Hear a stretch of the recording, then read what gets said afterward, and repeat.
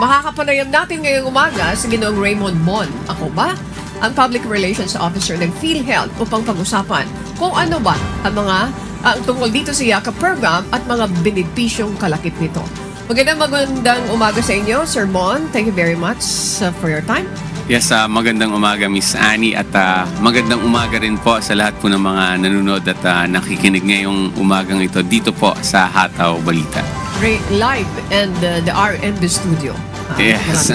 Po. Sir Mon, unahin ko na para marami tayong mapag-usapan tungkol dito sa YAKAP program. Okay, ano yung pangunahing layunin ng YAKAP program ng PhilHealth? Paano nito matutulungan yung mga miyembro, partikularmente yung may mga malulubhang sakit? Okay.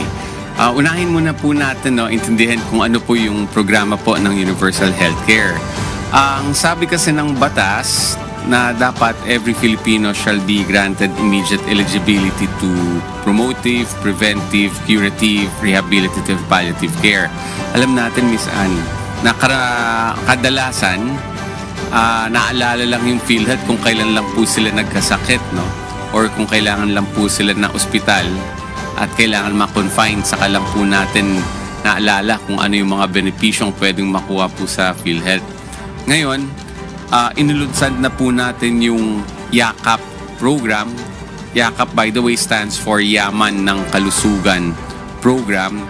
Ito po ay kasama sa promotive and preventive na aspect na hinihingi po ng Universal Healthcare program.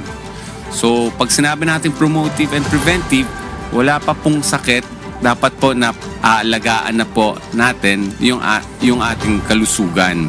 And wag natin din hintayin kung kailan lang po malubha or malala na po yung karamdaman, saka lang po tayo pumupunta sa mga clinic or sa mga doktor para po magpa-check up.